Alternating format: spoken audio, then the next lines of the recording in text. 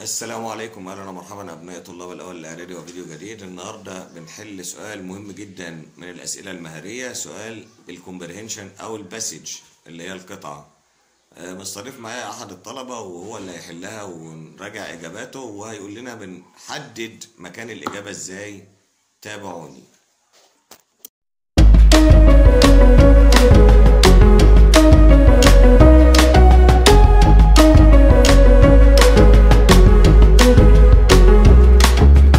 زي ما شفنا هنتكلم على الباسج ونعرف السكيلز المهارات اللي محتاجينها وبنحدد الإجابة ازاي.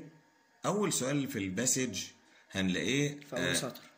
بيبقى الإجابة علي. يمكن معايا زي ما قلت لكم النهاردة هو اللي بيجاوب وده الكتاب بتاعه، هو حل معايا الباسج اهو. بيقول لنا ان لما بيسألنا what is the main idea of the passage أو the title اللي هو العنوان او باسج اباوت او القطعه الكومبرينشن عن ايه، بنحدد الاجابه منين يا علي؟ قال لي منين؟ من اول سطر. طب تعالى نطلع نقول ان احنا الباسج بتبقى انسين وان احنا بنقرا الباسج وبنخمن المعاني الكلمات الجديده.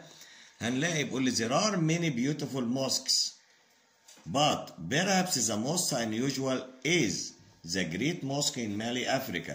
It's not made of bricks like most mosques. زي ما انت شايف كده انا بقرا الباسج وبيقابلنا كلمات، يمكن يقابلك كلمه ماسك اللي هي مسجد ما انتش عارف معناها، هيقابلنا بعض الكلمات بس عندك مهاره اللي هي جيسنج، التخمين، بنحاول نخمن معنى الكلمات. لكن انا هعلمك تحدد الاجابه فين. يعني النهارده احنا بنقول هنحدد الاجابه ازاي. لما جينا نحل اول سؤال او السؤال اللي قابلنا نمبر 1 What is the main idea of the message؟ قال لي الإجابة يا مستر طالما بقول المين ايديا الفكرة الرئيسية، أو لو طلب مننا تايتل، أو لو طلب مننا the message about، الإجابة فين يا علي؟ في أول سطر. هنروح لأول سطر هنلاقي there are many beautiful mosques. أنسب إجابة هنا هتبقى beautiful mosques، المساجد الجميلة.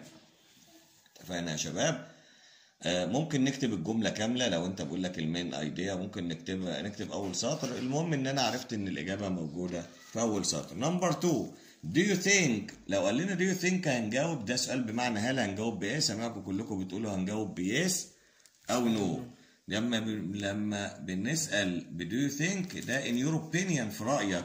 بقول لنا do you think علي هيقول لنا yes I do لان بيسأل بدو. طيب هنطلع نشوف احنا طبعا مع رأي الايه؟ رأي الكاتب. عندنا بيقول لي do you think we should keep ancient buildings؟ هنلاقيه بيتكلم على great mosques، وفعلا ان احنا لازم نحافظ على المباني القديمة. لو انت هتتكلم من عندك انت ممكن تقول because it's historic places، اماكن تاريخية، it's valuable tourists come from all over the world to visit them. او ممكن نجيب جزء من القطعة بيتكلم على المباني او اهميتها، وده تبقى الاجابة. بعد كده نمبر 3 What is unusual about the great mosque in Mali؟ المسجد العظيم او المسجد العريق اللي موجود في مالي ده، ايه الغير معتاد بالنسبة له؟ طيب نطلع للباسج هنلاقي الاجابة بالنص. مستر هنلاقيها بالنص اهو. السطر الثاني It is not made of brick like most mosques. لو جبنا بدايتها علشان الناس اللي بتمشي بالظبط هتلاقي بدايتها موجودة اهي. The most unusual is the great mosque in Mali, Africa. It is not made of brick. ليس مصنوع من او يعني لم يبنى من الطوب like most mosques. امال اتبنى من ايه؟ It is made of something called شيء يدعى mud. mud يعني ايه يا علي؟ الطين. مصنوع من الطين او مبني من الطين. غريبة ان مسجد يتبنى من الطين. يبقى دي الاجابة بتاعتنا اللي هو unusual it's made of mud. Number 4 when it is dry mud، اما الطين يجف becomes. هنطلع برضو في الباسج في القطع عشان نختار من التشويسز. هنلاقي اهو زي ما انتم شايفين يا شباب it becomes very hard، بيبقى صلب جدا. يبقى هنا the correct answer is hard and strong. hard and قوي وصلب. Number 5 what do you think the word collapse means. ده فعل جديد ممكن ما قابلناش قبل كده، ولكن من جيسنج، من تخمين. لو طلعنا نقرا الجمله اللي موجود فيها it will collapse when it rains، هو بيتكلم على الموسك اللي بني من ايه؟ من ماد. الامطار هتنزل عليه هيحصل له ايه؟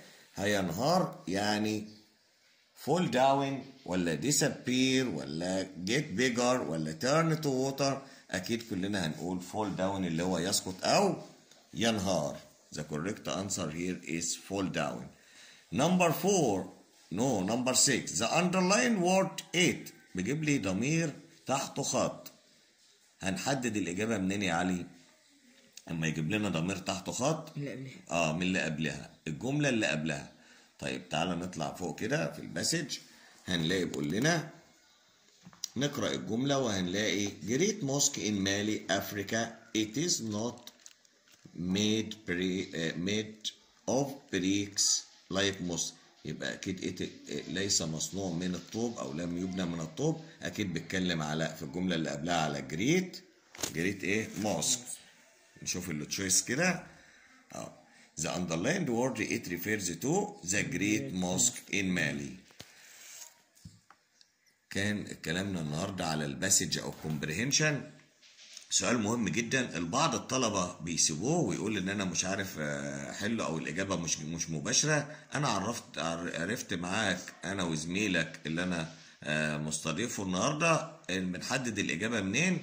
هنقول تاني في دقيقه. لما يقول لنا المين سنتنس، جمله الفكره الرئيسيه، التايتل العنوان، الباسج اباوت، بتبقى القطعه بتتكلم عن ايه في اول سطر في القطعه. لما بيجيب لنا think do you think بنجاوب بيس او نو، بنقول رايك او بنكون مع راي كاتب القطعه. لما بيقول لنا